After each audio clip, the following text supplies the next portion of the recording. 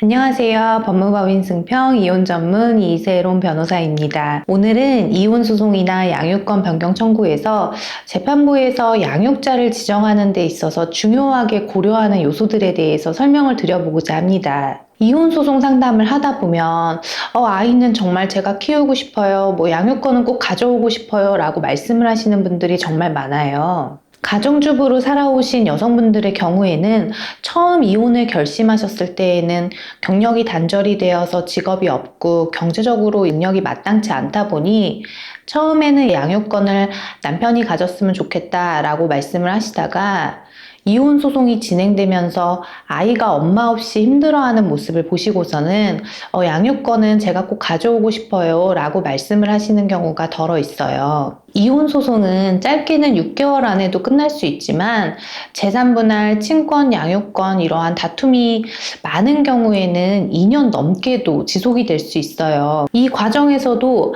아이들도 부모님이 이혼하는 과정을 옆에서 보면서 힘들어하는 경우가 많고요. 이혼 소송이 진행되면서 만약에 같이 거주를 하고 있는 경우에는 부모님의 눈치를 더욱 많이 보는 일이 생기기도 합니다. 특히 나이대가 초등학생 이상인 그런 자녀들의 경우에는 부모님이 이혼하는 과정을 이해할 수 있는 나이가 되어 있기 때문에 더 많이 힘들어하는 경우도 많고 안 좋은 길로 빠지게 되는 경우도 볼 수 있었습니다. 보통 이혼 소송까지 진행이 되는 경우에는 부부 간의 갈등의 정도가 심화된 경우가 많기 때문에 친권 및 양육권은 양육자한테 같이 지정되는 경우가 많아요. 양육권을 가지게 된다는 것은 곧 친권을 가지게 된다라는 의미이기도 합니다.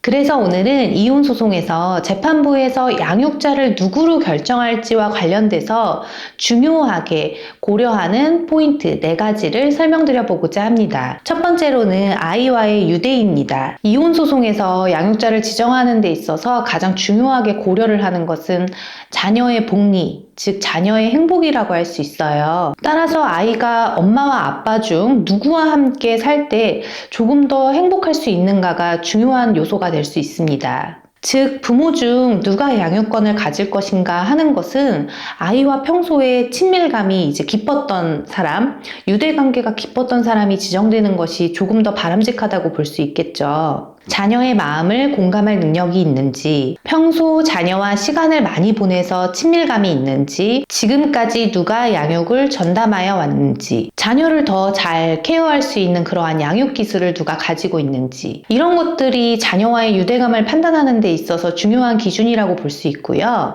양육권 판단에 있어서 중요한 기준이 될 수 있습니다. 엄마가 가정주부인 경우에는 아이 양육을 전담하는 경우가 많고요.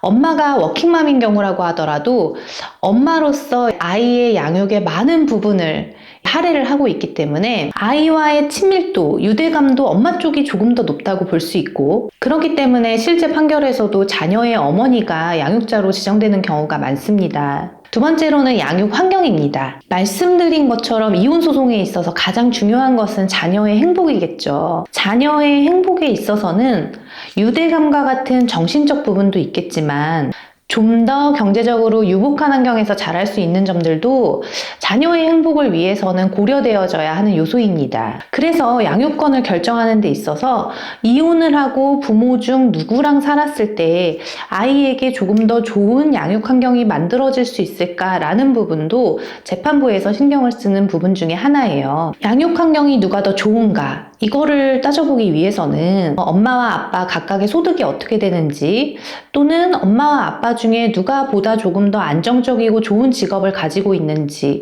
이러한 경제적 능력들도 고려 요소가 될 수 있고요. 누구의 주거지가 자녀가 지금 다니고 있는 학교와 조금 더 가까운 주거지인지, 혹은 자녀의 교육 환경에 있어서 조금 더 나은 주거지인지, 이러한 주거 환경적인 요소들도 다 함께 판단이 될 수 있어요. 조부모나 형제 등 보조 양육자가 누구에게 있는지, 그 보조 양육자가 가까이에 살고 있는지, 보조 양육자의 경제적인 능력은 어떠한지, 이런 부분들도 양육 환경을 판단하는 데 있어서는 중요한 판단 기준이 됩니다. 세 번째로는 양육에 대한 의지입니다. 자녀를 누가 더 사랑하고 더 키우고 싶어 할 의지가 있는지, 이런 것들도 양육권을 판단하는 데 있어서의 중요한 판단 기준이라고 할 수 있어요. 자녀 양육에 대한 의지가 강한지를 살펴보기 위해서는 처음부터 일관되게 내가 양육 양육자가 되고 싶다라는 의사를 표시하였는지도 볼 수 있고요. 부부간에 갈등이 있었을 때 아이를 그래도 내가 키워야겠다라고 해서 양육을 하였는지, 아니면 갈등이 심화되었다라는 이유로 혼자서 아이를 두고 집을 나가버렸는지, 이러한 것들도 판단 기준이 될 수 있습니다. 소송이 진행이 되면서는 가사조사나 가사상담 같은 절차들이 이제 같이 이루어지는 경우들이 있는데요. 이럴 때에도 이런 과정들에 성실하게 임하면서 내가 정말 꼭 양육자가 되고 싶다, 이런 의지를 어필할 수도 있을 것입니다. 무엇보다 양육자 본인이 안정이 되어야 아이도 안정감을 느끼게 되기 때문에 양육에 대한 의지를 어필하기 위해서 건강한 마음을 갖는 것도 중요합니다. 네 번째로는 면접교섭이 잘 이루어질 수 있는가입니다. 이혼을 하더라도 비양육자도 아이의 부모이기 때문에 아이와 비양육자의 면접교섭이 원활하게 이루어질 수 있도록 하는 것이 중요합니다. 그런데 보통 이혼 소송까지 가게 되는 경우에는 부부간의 이 다툼의 정도가 워낙 이제 심화된 경우다 보니 너는 절대 아이 못 본다, 혹은 나는 면접교섭 절대 안 할 거야, 이런 말씀을 하시는 분들도 있으세요. 하지만 자녀의 행복을 위해서라면 비양육자와 자녀 간의 유대관계를 계속해서 지속시킬 필요가 있고, 그렇기 때문에 어느 일방이 양육자로 지정되었을 때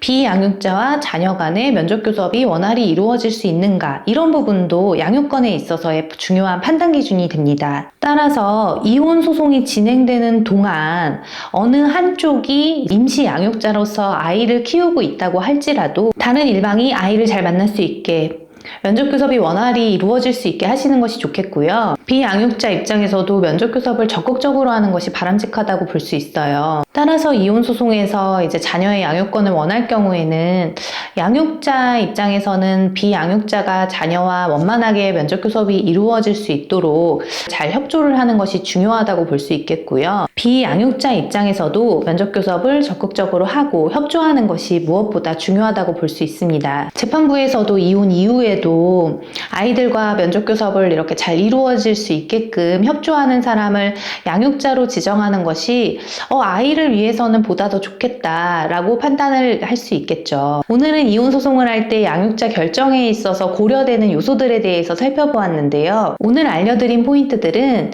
이혼 소송을 할 때 양육자 결정에 있어서 중요하게 고려되는 요소일 뿐만 아니라 이혼 이후에 양육권을 되찾아오고 싶어서 하는 양육권 변경 청구 소송에 있어서도 똑같이 중요하게 고려되는 요소들입니다. 이혼 전문 변호사로서 수많은 이혼 사건들을 상담해보고 진행을 해보았지만 특히나 마음이 아픈 경우는 부모님의 이혼으로 인해서 괴로워하는 아이들 때문이었어요. 그래서 이혼 사건의 피해자는 그 누구도 아닌 아이들이라고 하죠. 그래서 이혼 소송에 있어서의 양육권의 판단도 이혼 사건에 있어서의 최대 피해자인 아이들의 행복을 기준으로 판단이 됩니다. 오늘 영상은 여기까지고요. 알려드린 부분들이 도움이 되었으면 좋겠습니다. 다음에도 다른 법률 이야기로 찾아뵙도록 하겠습니다.